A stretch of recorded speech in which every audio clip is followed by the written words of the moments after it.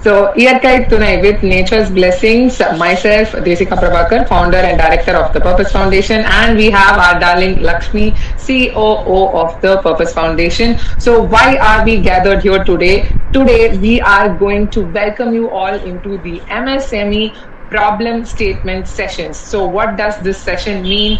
What are we doing here and what we are going to do as far as impact is concerned? That's what we are going to check out in the upcoming problem statement sessions. So to give a background what we are doing in the Purpose Foundation, the Purpose Foundation is a Section 8 company incorporated 2024. We are partnered with the United Nations specific initiative called Unleash, where we work on empowering and enabling sustainable innovators, especially in the Tier 2, 3, 4 cities. So how do we push people into sustainability and enabling more of sustainable innovations to come out? That is our key focus area. So as far as the first edition of our All India Hackathon called Hack4Purpose, we selected about 100 teams out of the 8,500 applications we got, and then we were able to train them and bring forward ideas into viable prototypes. So the second edition, what we wanted to do is to go for real-time impact, and for the first time ever, what we are doing is to bridge real-time problem solving for the MSME sector, that is the micro, small and medium enterprises. MSME, as we know, is the whole backbone of the Indian manufacturing system, and what we want to do is to support all the companies that come under this particular ministry and give them free technology support. So how are we going to do this is through our very own young innovators, college students from Tier 2, 3, 4 cities who have all the brains and all the passion, all the purpose to go towards real-time impact. So along with our access to global mentors, we are going to bridge real-time problem solving of MSME industry with the student innovators. So this is the focus of the second edition of Hack4Purpose that commences from June to December. From June to December, we are going to present problem statements collected directly from the MSMEs from one-on-one interactions with selected companies under 16 different themes. So we have filtered around 16 different themes to pursue in this second edition of Hack4Purpose by the Purpose Foundation and United Nations Unleash. So under these 16 themes, all the MSME industries which are selected are going to have one-on-one interactions with us and present to us their actual problem statements. So why are we doing this is to give them a boost in terms of profitability aspect of revenues as well as in the sustainability. So this is what we have planned for this year, and we are very much excited, looking forward to doing some real-time problem solving. So today we are going to look into the MSME problem statement session. As discussed, this is an initiative as part of the second edition of Hack4Purpose, which is an event conducted together with the United Nations special initiative called Unleash program, as well as our NGO called the Purpose Foundation. So the goal of the whole of this session is that we connect real time with the MSMEs one-on-one to gather specific problems or opportunities that they have, so that we can provide them technology support free of cost and develop solutions with the help of students, that is the college students, as well as our global mentors and trainers. Together we'll develop solutions for you, so that this will help you increase your revenues as well as profitability and sustainability aspect. So first, we want to give you some guidelines as to how this is going to go about. So the event begins from June and goes on till December. So once we have collected the problem statements from each MSME, we will present it in our website, and we would get to reach the colleges so that students can apply with their solutions, and the trainers will review all of these solutions. So by the end of December, we have a grant which is being allocated for these students, and we will select specific teams so that they will receive the grant to work on your particular problem statements. So by the end of December, they will be fixed that this is your MSME and this is the grant that has been allocated for this team, and they will be working on your particular solution and give you a viable prototype at the end of this, so that you can take up that technology to utilize for your benefit, for the benefit of the MSME. So this is the whole structure. So the first point is that we need to confirm that you are an MSME. So you would have to submit to us a certificate that you have from the MSME department. The other thing is we are developing this as a very new concept to get it real time, right, from the MSME sector. This is a very new concept that we're trying to do. So there is a higher percentage that you would get the solution, but also that the solution may or may not, be feasible for you. But we would try to maximum see that you get benefit out of this and the students also get benefit out of this. So the next is you will have no cost whatsoever involved in this whole process. It's completely that we want to support the MSME sector since they are the backbone of the whole, Indian manufacturing unit as such. So this is completely free of cost. The other thing, as far as the technology is concerned, assuming that the technology is developed, and if you are directly involved in guiding the students or you are helping them out with some inputs or anything of that sort, we would be able to do the technology sharing on a case-to-case basis. Like if you are supporting, you will also have the rights, or you will be able to have the full rights for any technology that's being developed. In case that you are really not on the scene and we are developing it, then we would work out whatever is feasible. So it's completely on a case-to-case basis, making sure that both of them are benefited as far as the technology is concerned. So we would like you to start off with an introduction about what you are doing as part of the company and a background of the company, the products that the company is doing. So if you can start off with that, I'll go on to the next question. Okay, thank you. Thanks for the introduction. So that's enough. I'm a British national, and our technology, the idea, the design 3D modeling was done in UK. So the idea we brought into India. So now we are an Indian registered company, MSME, that called Lokus Energy India Pvt Limited, and we got MSME certificate, Startup India, as well as the GST and everything else. So we are a total seven directors in this company, where we have 3 local Indian partners and 4 from UK, but the Indian partners own the majority shareholding, more than 80%. So we are a team of engineers and scientists. Like we developing something new for a waste sector as well as the energy sector, and also to fight climate change. So this idea is entirely brand new. It's never been practiced before. The plant, actually, you see at the back is a prototype, right? And it's not completed. We're going through a lot of technical issues with it, right? So this idea is to develop industrial scale plant that can process 100% of the waste without requiring on separation, segregation, or any mechanical treatment. So nothing will go to the dumping yards, right? So whatever comes from the household or industrial waste, 100% of the waste can go into this one, right? Also biomass and agricultural feedstock. And the plant should operate, is a fully continuous and integrated system. It should operate itself in a very safer manner without any pressure being built. And at the end result, it should produce biofuels, biogas and a biochar without producing any secondary waste. So there should be zero waste at the end of the process. And the process has to be faster to be able to deal with the large quantities of waste. And it should be scalable, that it should not have a limits on a lower capacity or higher capacity, right? So it should be able, it should work. It should be financially viable from 6 tons to 600 tons a day. So we started the idea, then we started the 3D modeling, then we started procurement, and we manufactured this plant in Kanyakumari. Right? So 100% manufacturing is being done in India. So we manufactured in Kanyakumari, and then we found an industrial unit in Coimbatore for installation with enough electricity, transformer 150 kilowatt. So we shifted the whole plant from Kanyakumari to Coimbatore, and then we started the installation. So we had a team of 14-15 engineers that installing the plant. So we connected with the mains and transformer, and we built this plant with electrical heating system. So this technology called advanced pyrolysis. Right? Advanced pyrolysis is the major breakthrough in industry.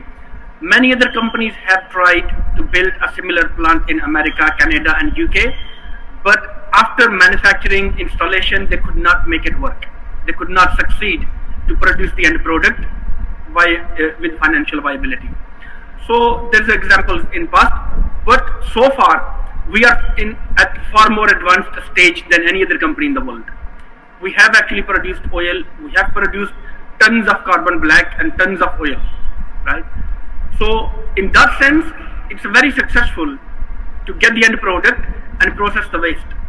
Now the functionality requires a continuous operations without any nitty-gritty small problems of a waste feeding mechanism, heating mechanism, fuse keep tripping off, electrical heating should resist higher temperature, the gases should go all the way to the end before condensation at the first stage.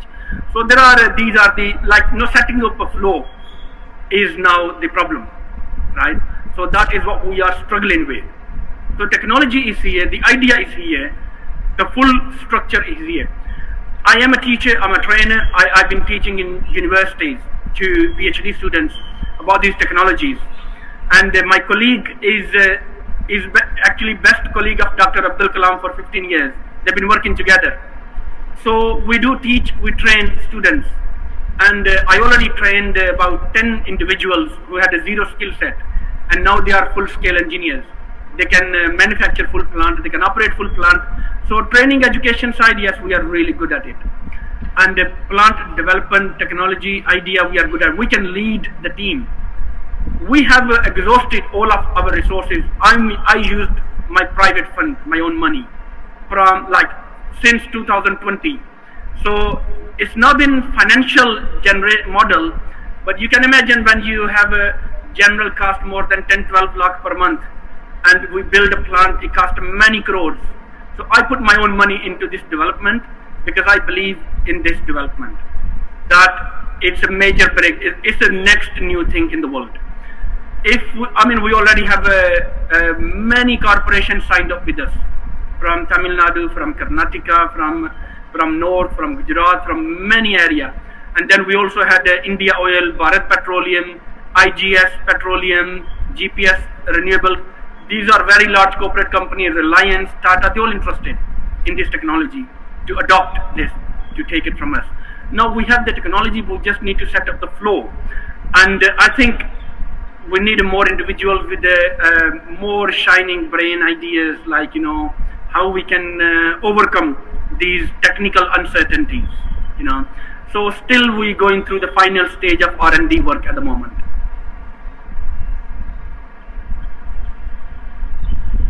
So that is really very, very passionate and purposeful background, I would say, to see how you are so enthusiastic in building 100% zero waste system. That is very, very incredible. As you said, an advanced pyrolysis is a very new concept that is being introduced, and it was very, very impactful as a technology. We can see that.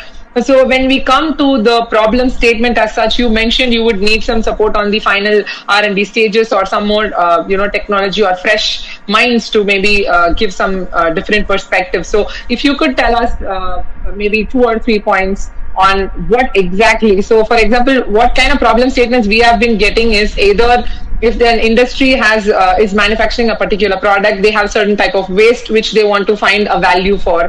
That would be one problem statement. If they are into complete machine manufacturing, they would want to look at maybe other affordable ways to swap out some components, or reduce some components, add on some sensors or other technology. So there are many ways of increasing your efficiency and making things more affordable. So a lot of if you can tell us what the problem statements exactly what you to provide solutions. Okay, in regards to the problem statement, I would like to mention, I think that's very important to understand, that currently worldwide there's about 2.1 billion tons of waste being generated every single year. 91% is not recyclable. So only worldwide is average, if you take, it's 9% recyclable. So 91% is probably 1.8 billion, 1.7 billion tons is discarded into landfill site. And the landfill site, that's another problem. For example, in Coimbatore, it's a 660 acres dumping yard, and it's got 1.5 million tons already piled up. And each ton of waste produces 600 kg of leachate, which is a hazardous. So that actually goes into the ground and contaminate the groundwater. So the groundwater in every single city already contaminated from the landfill site. Then the landfill site is the biggest source of methane release, methane gas. And methane gas is 75 times more dangerous than CO2, right? Then it's the ground for snake, rat, virus, bacteria, bad element. And when I drive back from my factory to the apartment, the landfill site is 5 kilometers. Like for 4 or 5 kilometers, we can't breathe. It's really toxic air and a really bad smell. So the people living in that area, so the dumping yard is one of the major problems. You know, and excessive amount of waste is another problem. So if we add value into the waste, there will not be any waste in a street or dumping yards. You know, there will be so much of developments, and corporations will get full help and support to eradicate the need of dumping yards. So we can go for a zero landfill. You know, and the second problem is that is the energy crisis. Now the energy these days, it has to be sustainable. I mean, there are major crises around the world, you know, that includes a pandemic, that includes a natural disaster, that includes the wars, that includes economic uncertainties. So the energy should not come from different countries. It should be produced where it is needed. You know, so it has to be sustainable, it has to be cleaner, it has to be cost effective. So this technology offers all these elements. It resolves the waste problem permanently, number one. Second, it will produce energy which is needed desperately. It's a cost effective, it's a much cleaner, and also it's a sustainable, that we can produce enough energy for all the manufacturing sector and for all the transportation sector, from waste and biomass. There's hundreds of millions of tons of waste and hundreds of millions of tons of biomass available locally. So we can put all of that into use and produce energy and to replace imported fossil fuel based energy. So that will help to fight the climate change, reduce carbon emissions, reduce methane emissions, and it will create hundreds of thousands of jobs all around the country. Those jobs are green jobs, well paid permanent jobs, right? So the circularity, the job creation, the GDP support, everything comes under one project, and this project meets 15 out of 17 sustainable development agendas, right? So it's a high-tech development, one of its kind. We are successful, but right at the end, we just need to set up the flow. We are facing some problems. Even today, we are having a deep technical discussion that how to resolve current issue. We have some issues with the blade inside the reactor, you know. So these are the things students should get involved. We can train them up, and they will be the future entrepreneurs and the businessmen.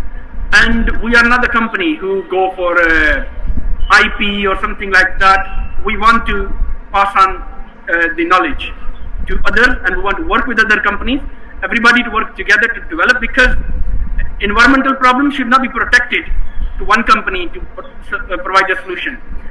As many companies can build this kind of technology plant, they should all build, you know, because if we build only for India for 200 years, we still cannot build enough plants, you know, to resolve all the waste problems.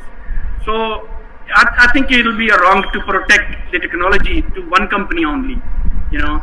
Yes, we might license out to somebody, we might pass on technology to somebody just like that. So we are very open to teach and train students and entrepreneurs that how this technology is designed and manufactured and how it should operate in a safer manner. One more thing, that we are actually working towards zero emission performance. So now we already achieved zero waste. The next target is a zero emission performance. After we set up the flow, then we're gonna adopt certain elements that newly designed by ourselves, bolt onto the plant, and that will give us a zero emission, thus no need of chimney at all. So it's a fully closed loop system. Whatever goes in, only the product, saleable product comes out. No chimney, nothing released into the air. It means it's carbon reversal technology, because all the carbon based materials going into the plant. And what comes out is a clean energy. So that way we can reduce carbon massively. For example, the tree is a carbon deposit. If we take that deposit, we put in a plant, that carbon does not go back into the air. So we can take all the plastics, all the paper and food and any waste available, textile, leather, whatever it is, and we can put in a plant, but that does not go back out into the air. So you are actually manufacturing mechanical tree sort of a setup right here with complete zero waste, zero emission. It's very, very fascinating to see this. What I would like to also request you is, you mentioned about it's a closed loop system, right? So completely anything going in does not really come out, and if it comes out, it's going to be only saleable products. That is the focus area.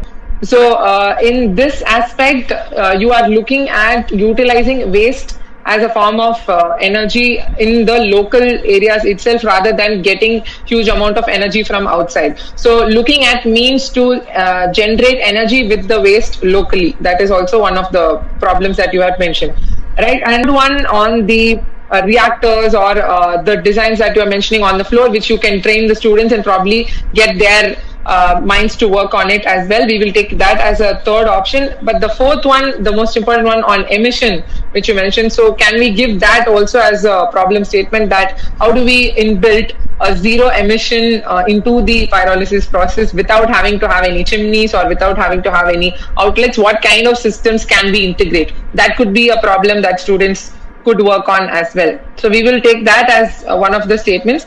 The final question for you is, there are so many different kinds of waste, and you have organic, you have inorganic, you have metal, everything mixed up together when you come to a landfill part. So as far as your machine is concerned, are you addressing all those kinds of waste? And is there a specific requirement that you have to pre-treat it, or you have to sort of shred it, or anything for that matter? In that, is there any problem that the students can take up?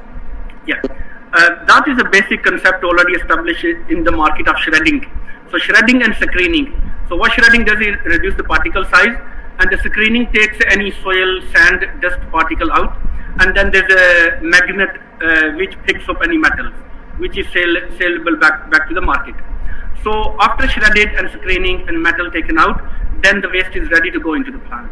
So that is the basic concept which we also do manufacture ourselves. And then the waste going into the main reactor. That feeding mechanism is specific because there should not be any air bubbles inside the waste. So it has to be going into the reactor continuously. And it should not be like a fluffy, it should be really tight. And we have a compression system to compress the waste before going into the reactor. So it operates at 24/7 automatically with the conveyor belt into the hopper, from hopper into the reactor. So when it goes into the reactor, then we have electrical heaters, furnaces.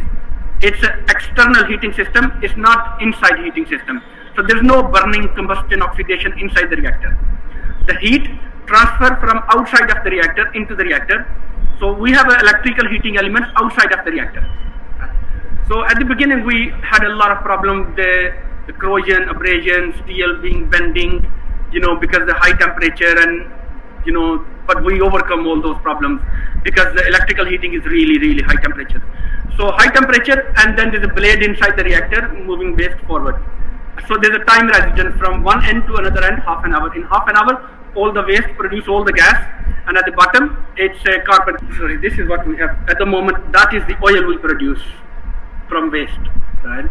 So it burns really well. We can be purified to jet fuel, petrol, diesel, kerosene, methanol, any product, or even brand new plastics we can make out of this. So that is the oil we made out of waste, and the carbon box is here, and what is discharged is also a saleable product, like that's a carbon powder. So after gas is gone through, that's the carbon powder left at the bottom, and that has a very good use in a market industry, even. So these two are the end products as such. The oil and the carbon is the complete end product as such. So you mentioned about the gas. So again, is it reutilized, because it seems that there is a lot of energy being consumed for running the system as well, right? So how do you take care of that energy source? Is there, if that feasibility should come into picture, that if there's so much of energy needed to run the system and it's not feasible, so how does that work out? And is there anything that we can do for the energy part, like finding out alternate sources to use reduced energy consumption? Firstly, the gas basically will be condensed into oil, and then there is some non-condensable fraction of the gas that contains the methane and CO and CO2, three gases mainly. So what happens, methane is a combustible gas. That is also a product which can be sold to the market, but the CO2 has to be separated. So how do we claim it's a zero emission? That CO2, one is separated, it will go through under very low temperature, which is produced by liquid nitrogen generator. So there will be a heat exchanger, and we'll push the liquid nitrogen through the heat exchanger, and the CO2 gas will go through the tubes. And what comes out, CO2 will be converted into powder, like a salt powder. It will not be gas anymore. So then you compress that into small pellets, and that will be dry ice. So then you pack this dry ice into the packets, and that dry ice hold the temperature to -80 for 7 to 10 days, right? So that is a perfect product for hospitals to store organs or to export organs and transport within the country, and also to transport and export fish, because it need really cold temperature. So food market really need this kind of product which can hold a lower temperature for a very long time. For normal truck, if it takes 7 to 10 days from one side of the country to another side of country, transporting fish or organs or any other parts, this is what it need. It don't need a refrigeration or that air conditioning. So that has a very high value, but also CO2 can be refined further with the membrane solution. And the CO2 is the product for fizzy drinks, basically. So all the Coke and Sprite and Fanta we actually drink, that is fizzy because there's a fizz made with the CO2. So CO2 can be purified to 99.99% food grade quality, and then it goes into another process of in hospital and food market. So with that adaptation, there's no gas being released into the air, so that becomes like a zero emission performance. As far as the energy is concerned as well, like in that case, wouldn't it be again a lot of energy burden? How do At the moment, we're consuming 80 kilowatt to process half a ton per hour. So that's a 12 tons per day. So that will cost, and per liter wise, for example, it costs 20 rupees to produce 1 liter of oil, and that covers energy cost and everything else, right? So if the oil price is 60-70 rupees, the energy cost and the operational cost is not more than 20-21 rupees. So one of the main challenge it was to make it more financially viable, and that depends on the selection of heating element, number one, then the placement of heating elements, the design of heating elements, then how do we push the electric current into the heating elements, and it also depends on the gap between the main reactor and heating elements. So there are so many different things we have to consider in a mind to make it more financially, make it more viable and efficient. So that is also very successful. We're using it's called a nicromium heating element. It comes in a spring shape, and we placed under the reactor, and we're only consuming 80 kilowatt, where previously like the expectation was 450 kilowatt. So we reduced a lot of energy input. Now the next stage is we're going to put solar panel on the roof, right? So even that energy will consume only from the solar panels, not from the grid. So it becomes a completely grid-free solution. It means we can install this plant in a rural area, in villages where there's no development, no factories, no energy, that there's no electricity lines or poles there. So this plant can produce energy itself. And also the methane gas, which is a combustible, we have developed ORC turbine to generate electricity with the methane gas. So the plant becomes a fully self-powering, self-sustainable solution. If it is in a village somewhere there's no technology or electric lines, So those people can grow the feedstock into the ground like a napier grass or any trees, energy crop, and that can go into the plant. So the farmers will get more job and more money, and the plant will produce energy, and energy will help to set up industry in that area. So that becomes a more sustainable practices. This is truly sustainable and a more holistic approach. I can see that you have taken in so many factors into consideration. Which areas would you say that the students can work on? What we actually do, we give a target aim to the students, and then we let them think. Like if I tell them I need a 600-degree temperature in this much area, decide how you're gonna do it. And I've got 3D modeling team. So we sit down and we have a deep discussion, and I share ideas. So they need to know the materials first, and they need to know the supply chain, and they need to know some technical knowledge. We actually give them training about the electrical heating elements and how the mechanical component work.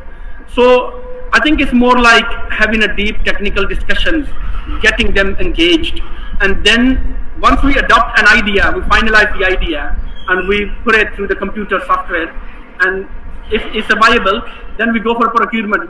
Then I give them a task to find materials.